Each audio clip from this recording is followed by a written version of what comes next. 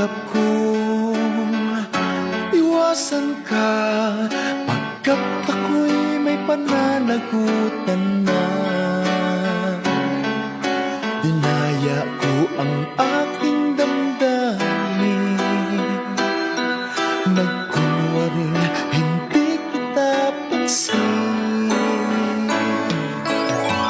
Ngunit habang tumatagal, sa'kin lalo ka lang napamahal.